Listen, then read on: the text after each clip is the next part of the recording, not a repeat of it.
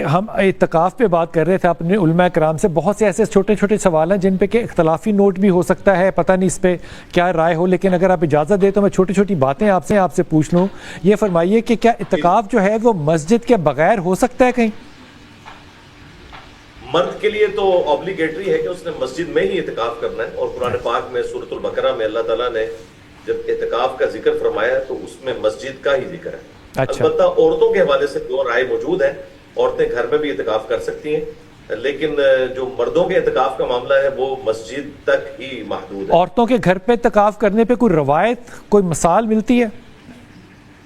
نہیں, کوئی مثال نہیں ملتی. یہ ایک اجتہادی مسئلہ ہے, کیونکہ وہ اس زمانے میں عورتوں کے بھی خیمے مسجد کے اندر ہی لگا کرتے تھے, اور اس وقت تو ہمیں کوئی ایسی مثال نہیں ملتی. کہ بعد میں اجتہاداً جب کیٹاسٹرافک کنڈیشن آئی ہے اس کے پوائنٹ آف ویو سے اس چیز کو لیا گیا ہے. جس طرح نماز پڑھنا بھی عورت کا مسجد میں جائز ہے لیکن گھر میں پڑھنا افضل ہے, اسی پوائنٹ آف ویو سے یہ بات کی جاتی ہے. ٹھیک, بڑی اچھی آپ نے کلیئر کر دی بات. اچھا یہ فرمائیے کہ اعتکاف میں بیٹھا ہوا شخص کن حالتوں میں اعتکاف اس کا ختم ہو جائے گا؟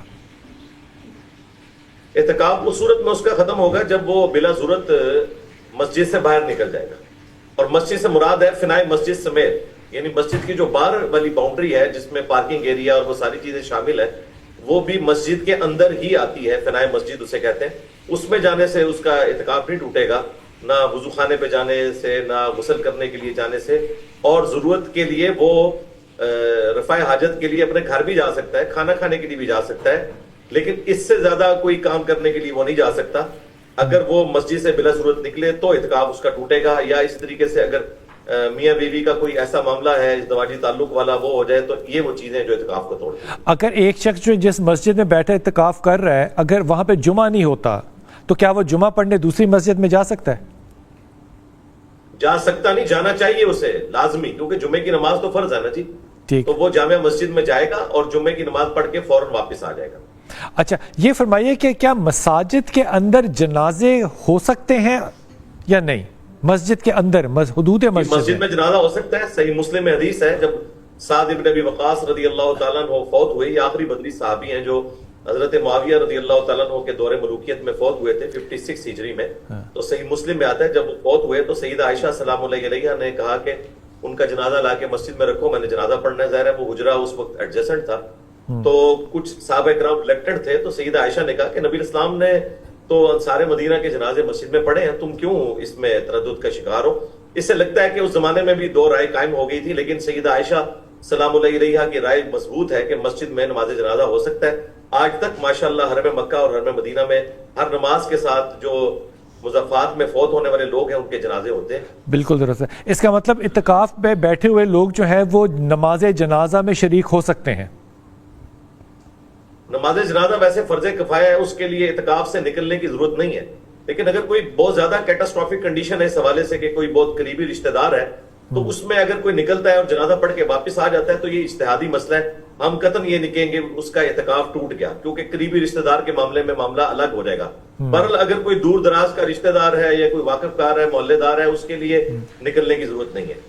اعتکاف میں سب سے زیادہ اہمیت کس عمل کی ہے؟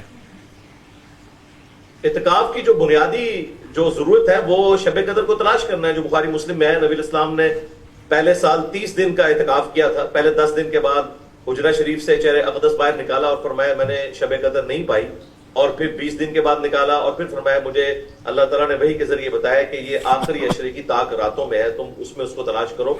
نبی الاسلام پوری زندگی اعتکاف کیا کرتے تھے, اور وہ اسی لیے کرتے تھے کہ شب قدر کو تلاش کرنا ہے. اور شب قدر کو تلاش کرنے کا مطلب یہ نہیں ہے کہ کوئی آپ کو نشانی دکھائی جائے گی, بس اس رات کا آپ نے قیام کرنا ہے. بخاری مسلم میں حدیث ہے جس نے شب قدر کا قیام کیا اللہ تعالیٰ اس کے پچھلے سارے گناہوں کو معاف کر دے گا.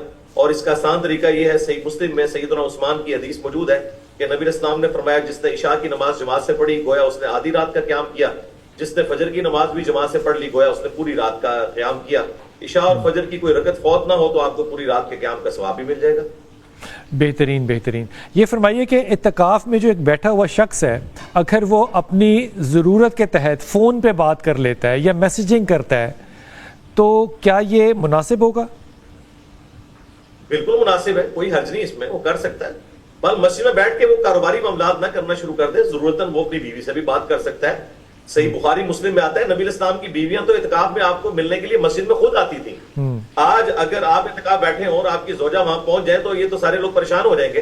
تو یہ تو موبائل سے بھی اگلا ورژن ہے کہ بیوی خود ملنے کے لیے آ جائے اعتکاف میں. نبی الاسلام ملتے تھے, حتیٰ کہ سیدہ صفیہ کو تو آپ گھر تک چھوڑنے کے لیے چھوڑنے گئے, کیونکہ اندھیری رات تھی. اچھا, اس کا مطلب یہ ہوا کہ ایک نارمل حالت کے اندر انسان اعتکاف کر رہا ہے, اس میں خاموشی رہنا یا ہر وقت خاموش رہنا, کیا یہ لازمی ہے؟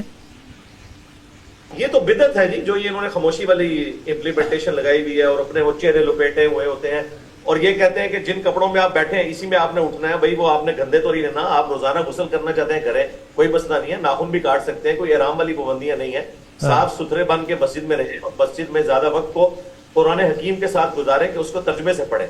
زبانی یہ نہیں کہ میں نے اتنے قرآن اعتکاف میں ختم کر لیے پڑھ کے, آپ اس کا ترجمہ بھی پڑھیں تاکہ آپ کو اس کا نفع بھی حاصل ہو. عربی پڑھنے کا بھی فائدہ ہے, لیکن جو اس کا اصل مقصد ہے وہ تو اس کی تعلیمات پر عمل کرنا ہے. تو اعتکاف والوں سے میری ریکویسٹ ہے کہ آپ اعتکاف میں قرآن پاک کو ترجمے سے کور کریں, بھلے آپ 2 سپارے ہی کر لیں پورے 10 دنوں کے اندر, تو وہ آپ کے لیے فائدہ مند ہوگی.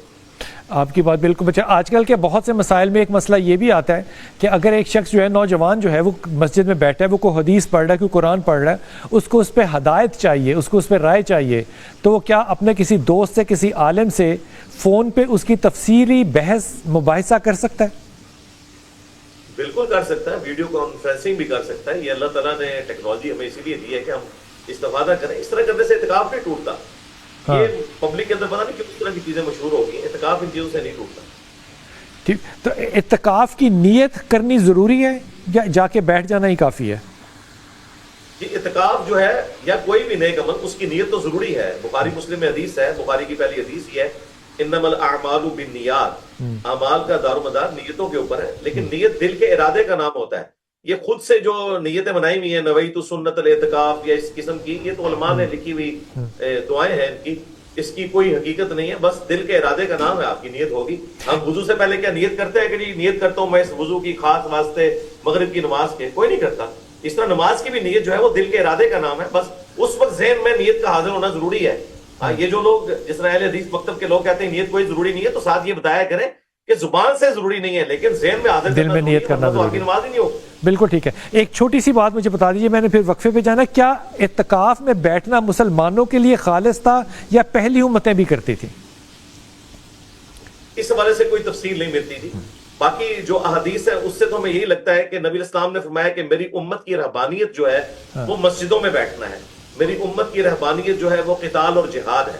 تو اس سے تو یہی لگتا ہے کہ نبی اسلام کو یہ خاص ایک تحفہ دیا گیا ہے. اور شب قدر یقیناً نبی اسلام کی امت کو عطا ہوئی ہے, پہلی امتوں کو نہیں عطا ہوئی, اور اسی کو تلاش کرنے کے لیے بخاری مسلم میں آتا ہے نبی اسلام نے اعتکاف کیا. تو اس سے تو یہی لگتا ہے کہ یہ اس امت کا خاصہ ہے.